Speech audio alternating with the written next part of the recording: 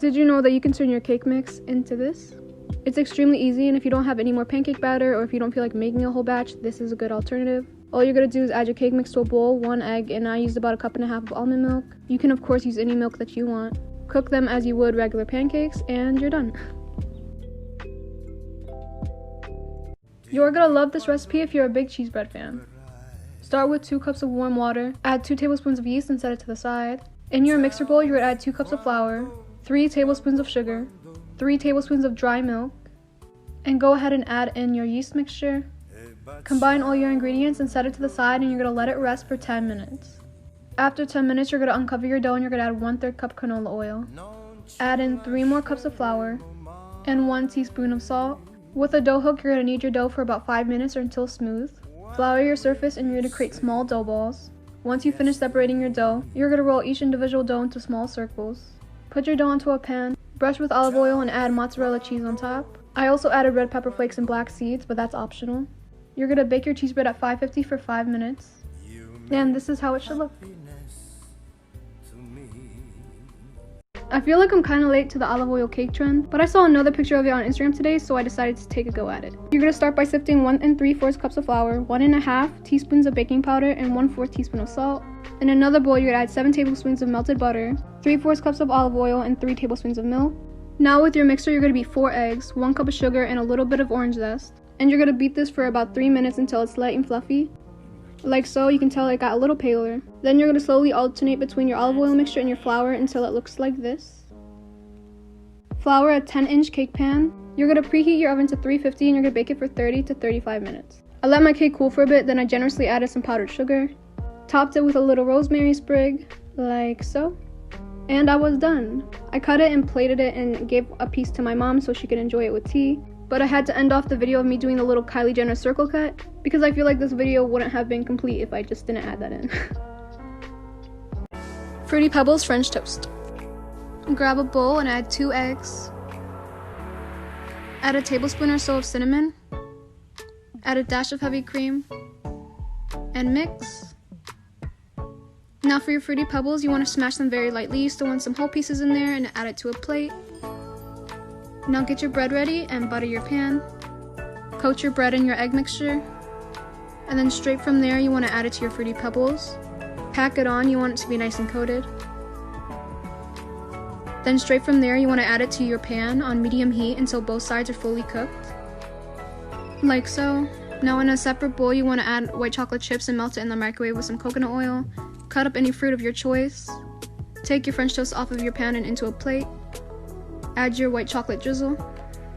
Add your bananas. I chose powdered sugar, but you can use syrup of course. And there you go. Cinnamon bun pancakes. If you like to be extra or creative for breakfast, this is for you. Start with 1 cup of flour, 2 teaspoons of baking powder, 1/2 teaspoon of salt, 1 cup of milk, 1 egg, 1 teaspoon of vegetable oil. You can either use vanilla sugar or liquid vanilla. I'm using vanilla sugar. Mix and set to the side. In a separate bowl, add 1/3 cup of butter, 3/4 cups of brown sugar, and 1 tablespoon of cinnamon and mix. Add your mixture to a plastic bag and set to the side. Butter your pan and pour your batter.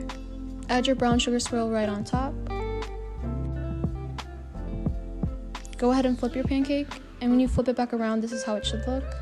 Now let's get started on the glaze. Add butter, powdered sugar, and heavy cream to a bowl and mix. Pour over your pancakes, and you're done.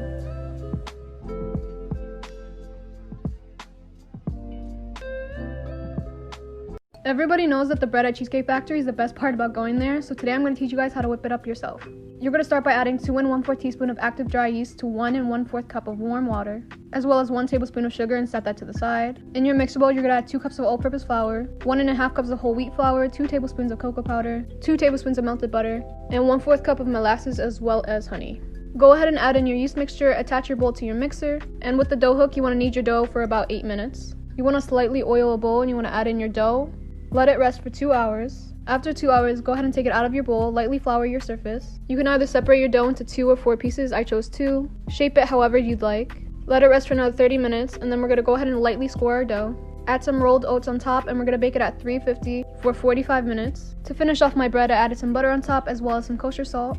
And that's pretty much it. Just serve it on the side with some butter and you're ready to enjoy. We are making chicken and waffle sliders. This is the perfect thing to make if you're having a little dinner party or a brunch, so let's get right into it. Here I'm adding 2 cups of flour, a heaping tablespoon of cornstarch, a little bit of baking soda along with all of the seasonings that I'm showing here. I'll list them in the comments for you guys, but my Instagram already has the written recipe up if you're interested. How many seasonings you use really depends on how spicy you want your chicken, so keep that in mind as well. Give that a good mix, then we're going to go straight into our buttermilk mixture. Here I'm adding a cup to a cup and a half of buttermilk, along with some garlic, salt, black pepper, and an egg. After you're done with that, then we're going to go ahead and get straight into our chicken. I use chicken thighs for this recipe, and to season I use the juice of half a lemon, paprika, garlic powder, Italian seasoning, and drizzle with a little bit of olive oil. Now go ahead and give that a good mix. We're going to take our chicken thighs right into our buttermilk mixture, like so. Then straight from our buttermilk, we're going to add it to our flour. Now you're going to fry your chicken on medium heat for about 8 minutes. Get your waffles ready and cut them into individual pieces. Stack your waffles in your chicken and you're done.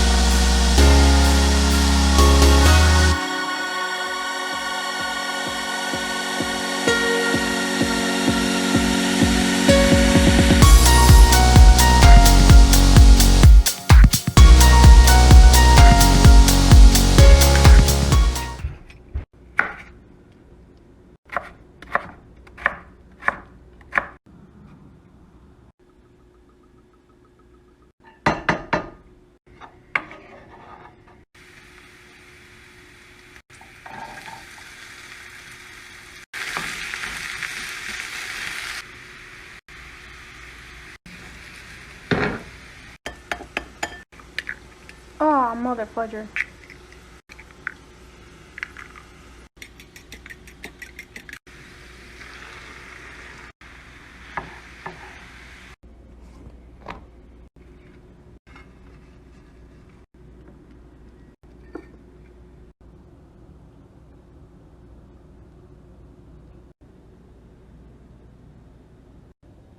How to make chicken burgers.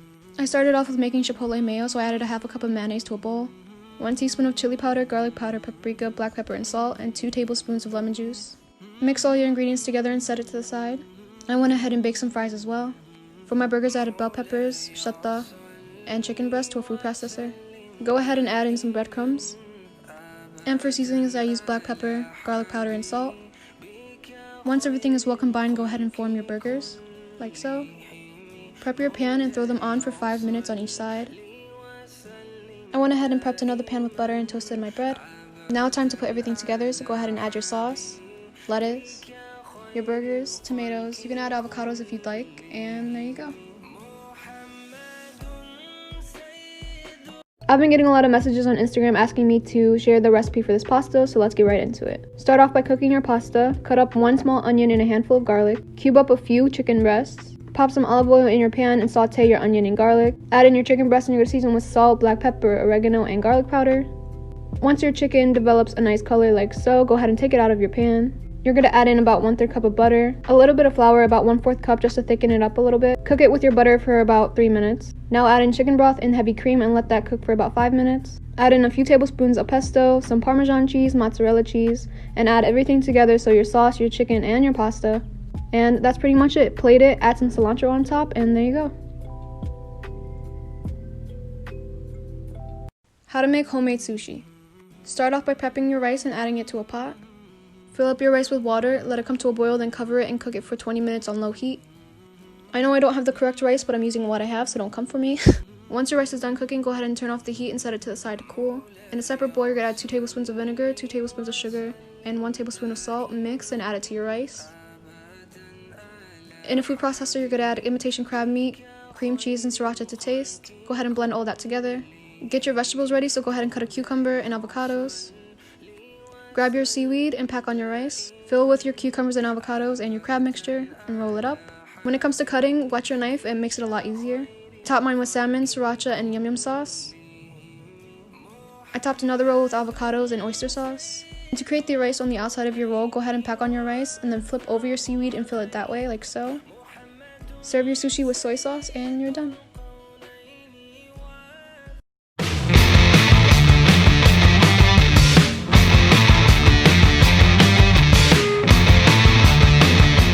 This is going to be the beginning of my Ramadan series, inshallah, so here's a little suhoor idea for you.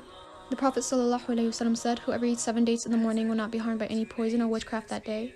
So I went ahead and added 7 dates to my cup, 1 banana, and some peanut butter, as well as black seed and honey. The Prophet mentions in a hadith how black seed contains a cure for every disease except for death. As well as in a separate hadith, he said if there's any good in your medicines, then it's going to be in a gulp of honey. So I went ahead and added both those elements to my smoothie. I finished off with some milk and ice, and I blended my ingredients together. Go ahead and add your smoothie to a cup. You can top it with whatever you like. I chose coconut. And there you go.